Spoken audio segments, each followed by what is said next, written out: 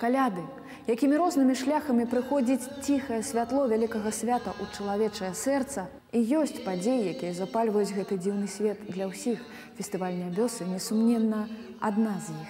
Калядны праваслаўны міжнародны фестываль батлеечных і лялечных тэатраў «Нябёсы» праводзіцца ў Мінску ўжо 4-й раз. Год за годам ён адкрывае гледачу чароўны свет традыцыі батлейкі, новыя імёны і калектывы, новыя грані творчасці і таленту. Батлеечныя і лялечныя тэатры з 7 краін – Беларусі, Расіі, Літвы, Эстоніі, Великабрытаніі, Украіны і Германіі – усяго 18 калектываў сабраліся пад скляпеннямі Свята-Елізаветінскага манастыра, каб разам падарыць свята тым, хто асабліва ў ім мае патрэбу. Сабраліся, каб асвяціць культурнае адзінства і адзінства ў веры, над якім не ўладныя межы і палітыка, каб славіць каляды сродкамі свайго старажытнага і па-дзіцячы радаснага мастацтва.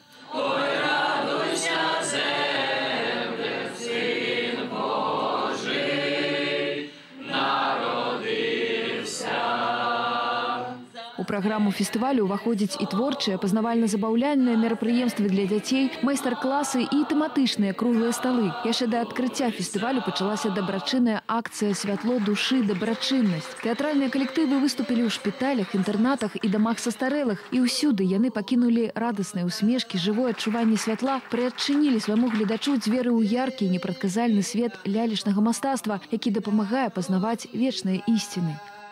Утульная камерная абстаноўка, у якой праходзілі спектаклі, невялікая светлая зала, адказнае стаўленне арганізатараў, добразычлівая і самая шчырая публіка, большасць якой складалі дзеці, усё гэта стварыла выдатную гарманічную атмасферу, у якой артыстам працавалася лёгка і свабодна. Батлейка жанр вельмі маляўнічы, з асаблівай арганізацыяй прасторы, прасякнуты глыбокай увагай да дэталяў. Гледачам была прадстаўлена магчымасць не толькі падрабязна пазнаёміцца з прыладай батлейкі, але і паспрабаваць сябе ў ролі лялечнікаў. Большинство спектаклей, конечно, вертепные или батлеечные, главная тема которых – вифлеемская история о рожденном младенце Христе.